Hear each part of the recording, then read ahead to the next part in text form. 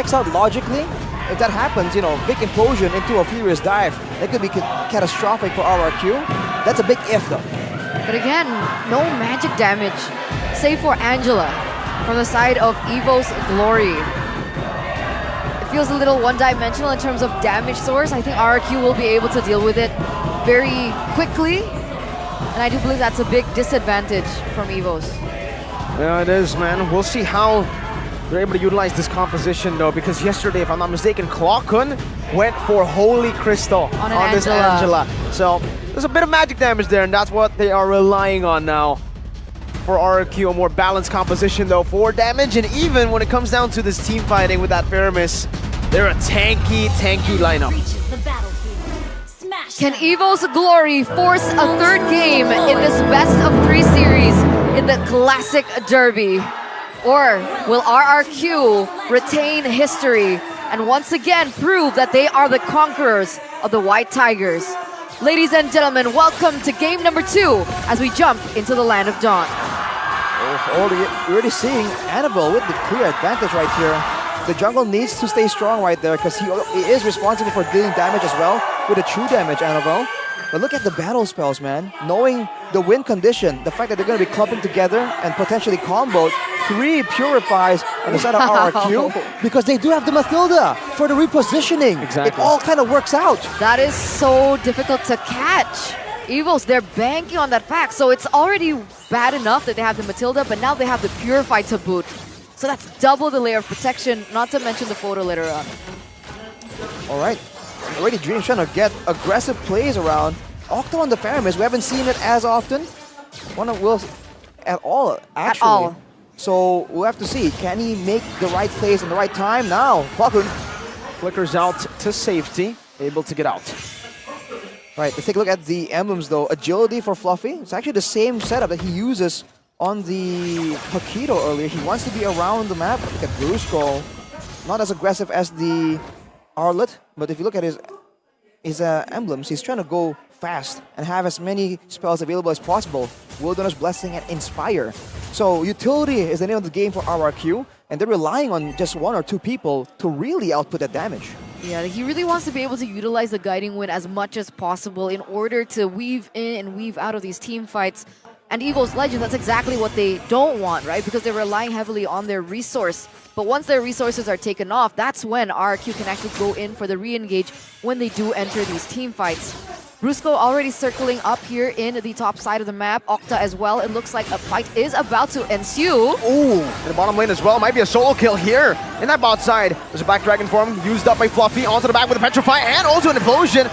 No Purify used up already. It's going to be a good Netherrealm that saves them for now. Brusco with the Purify earlier. And even down below, it's Skylar with the Purify and the Recall. EVOS Glory on this turtle as the Mathilda recalls back. I must say, that's a great play by EVOS to really burn out all the resources.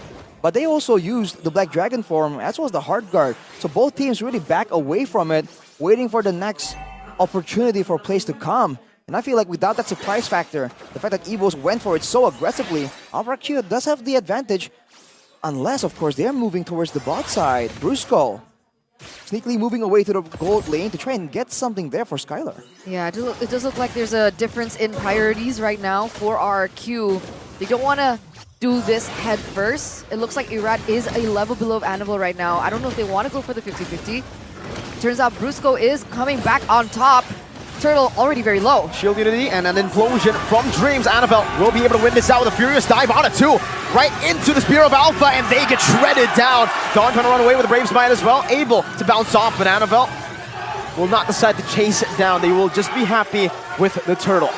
That's Irad taken down and a Turtle. So a big win for EVOS Glory. Like you said, Eterna, Irad was a level down, but they still went for it despite not really being in position. And even one of their biggest strengths, the repositioning. Oh, Brusco though goes in. Circling Eagle, but a defensive Spear of Alpha from Annabelle to get out. Klokun just dealing a bit more damage over to Irad, and then chooses to back away. Brusco though is here with the help of Octa, forces a flicker out from Klokun in the bottom lane. 1v1 and the lane continues. So far, Natco has been able to get the better of Skylar. was about to just mention the fact that Brusco on the Mathilda, RRQ hasn't really been playing around this guiding wind as efficiently as they could. In fact, when the Mathilda arrived to that fight earlier, the guiding wind was on cooldown, I believe. So that's something they can fix, right? Because they went with all the Purifies, knowing that they can rely on that guiding wind. So when it's used and where it's used will be so important for Brusco to decide before the fight even happens.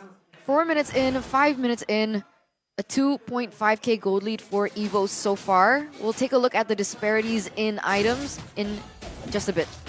And mainly, the faster the Oasis finished for Klokun, that means that the fights are going to be really difficult for RRQ to come on top of, because they can survive and sustain from the damage themselves, but the damage output will be so limited, especially with the two main damage dealers, the CC and the Bruno, still pretty weak on items, right? One item isn't really enough. Up top though, Vengeance already from Don, and it's Fluffy with the help of Klokun up top to pick up a kill on Don. There's going to be a lot of pressure on that turret. Klokun staying there because he has the hard guard, will be the one split pushing in this game.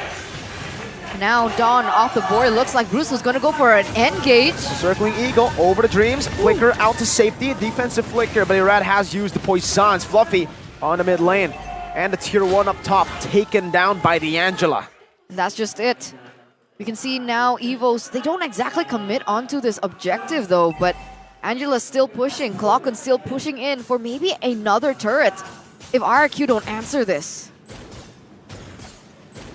Just dancing around for now, as the Angela hasn't really been able to touch the turret too much yet, fortunately for RRQ. But they're going to be forced to make a move soon. And their engage, once again, is either a circling Eagle or a Shield Unity. Both very telegraphed, very obvious, and very punishable by the Tigreal.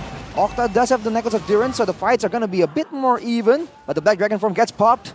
Again, Natco a bit off position. A Purify, but it's going to be late! Natco utilizing that position to actually punish an overextending Brusco. Fluffy jumping in, Petrify, Furious Dive. Octa forced to Purify out of that with the Shadow Stampede. Annabelle, Spear of Alpha to disengage. And EVOS have a 5k gold lead over RRQ. I mean, we knew that EVOS are going to be stronger in the early game, but they're really pushing the advantage.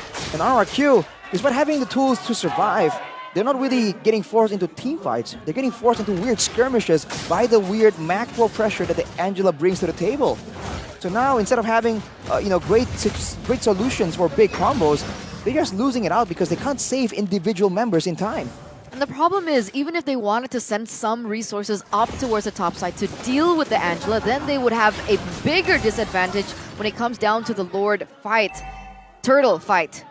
And with the mid side already taken down, the mid side turret, this means that EVOS have even more room and leeway to roam around the map, rotate, and create even more pressure on all three lanes of the map.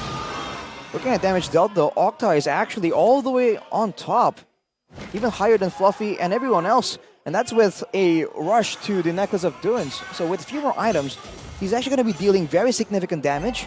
But that's if RRQ can last long enough from the onslaught. Like 6.5k gold behind at 8 minutes, that's quite significant. It's not the greatest position at all, nor situation at all to be in if you were RRQ. But in the late stage of the game, is there a mid power spike we're looking for from RRQ? Is there some hope and saving grace for them? I think for sure in the late game, they will have an advantage. On top of the fact that the Faramis does have the passive, they'll have more ways to really stay in a fight, and the DPS from the side of EVOS is a bit lacking, right? It's more towards the burst side of things. Wow. Try to go for a pick on Klokun. You can hear the from the crowd too as Klokun gets out. He's recalling too. I like the taunts here from Klokun in game number 2. Annabelle soloing the Lord. I guess this is an advantage that you have when you have an alpha on your team. Crazy clear speed. 2 levels ahead now of Irad. In the item department though, Irad has picked up the Antiquirus, so it's going to be a lot tankier. Items are just what they need, man. RRQ, I think going for a trade there was the right call. Unfortunately, unable to get the Angela. I feel like they should really try and get gold when they can by farming. Because if you look at EVOS, they're splitting up quite a bit in order to really deny the farm. Natko in nature. Now, with a torn apart memory, flickering out to safety. Brusco is very low. Natko has to have the hard guard, but Dreams gets taken down. Now it's Natko who's trying to run away, but also kiting them in the process. Skylar sliding tackle, Annabelle zoning them from this turret. EVOS have lost their roamer, but they are able to get a tier 2 turret off of that play. 8K gold lead. 8K gold lead for the White Tigers now in the 10th minute of the game. It looks like they're starting to look for more in the mid lane, looking for more pressure. Do they get the turret? The Lord is still marching on the top side. RRQ, can they try to deny the inhibitor takes coming in from EVOS Glory? I think they can. For EVOS, they do have that advantage. Having a Brody means that it's very easy for you to really do some damage with a limited window of time against turrets. But for RRQ, it's the first Lord. They do have decent damage, and they can deny a big dive with the Netherrealm. It hasn't been really working for RRQ out in the open, but under a base turret, that Netherrealm will, I think, be enough to really buy a lot of time and force EVOS to take needless damage from the turrets. That is what they're relying on right here to really defend. As you can see, they can't really leave the base. They can't. The game fact here by GoPay. Baxia became one of RRQ's winning heroes in MPL ID Season 12 with an 81.82% win rate from 11 picks, even securing a 3-win streak in week number 1. However, in MPL ID Season 13, RRQ's Baxia has a 50% win rate from 4 picks. What's going on the stage? I have no idea. Well, Yeah, the crowd's getting hyped for something. what are they getting hyped over? I'm curious. I think they're just yelling at each other right now. Are they taunting each other? I think they are taunting each other. Their Indonesian Oh. counterparts are egging them on, like, yeah, go on, keep going, keep going. Or maybe. Octa. Stampede. EVOS Glory with an attempt, but it will only remain an attempt. EVOS for sure is feeling the clock tick, man. In these moments, without the Lord, without anything to really pull RRQ out, they're stuck really trying to find ways to punish. Because again, in the late game, I feel like they have things to be concerned about as well. As Skylar picks up the Malefic Roar, already at a 3-item power spike. So not the endless battle we saw earlier. It's going to be the Malefic Roar to try and go against all these beefy fighters. They're playing it so patiently now. They're waiting for 12-minute as well. They want to get an enhanced Lord. They want to crack this space open. In fact, they need to, right? It's not that just they want to. And with the macro pressure already doing its job, RRQ, this is a strategy, if you can call it that we've seen a lot in the previous seasons. When you have a Paramis, you just stay in the base. And even if you lose the Lord, eventually, right, the fact that you can deny a full-on dive will allow you to catch up. But when they are 10K, almost 11, it might be 11 by the time EVOS makes the push, 10K gold behind used to be the threshold of gold where it doesn't even matter if you make a small mistake, right? The gold difference can cover for it. So we'll see if EVOS can make that happen, because remember, the Waves and the Lord was changed to be a bit better at really cracking open a base. And it's a little bit harder for teams that are on the losing end, quote unquote, to go for a comeback. And with a 10K gold difference, it's looking quite bleak in for RRQ. What do they do? Well, for everybody back at home, they can go and put in the promo code right now. GoPay Gamers on the GoPay app. I think a big issue right now for RRQ as well is that the only real front line is going to be Irad. Dawn on the CC is still relatively squishy, and now EVOS makes their move. Mid lane going to be dealt with, but they concede the top lane base turret. Octa getting shot once. And that's the amount of damage that Nako has within his arsenal right now. They have a lot of sustain still, though. Certainly Whoa. Ego over to Nako. Only going to get chunked, and the turn of our memory as well. Oh, the burst! G! My goodness! Brusco just disappeared. Dreams, though. Wicker Implosion, not connecting spear of Alpha. Bringing Irad all the way back to the team, but the team is going to go to the other side where Irad is going to be soloed completely by Annabelle. Octa, Purify, turn to the bend in the back.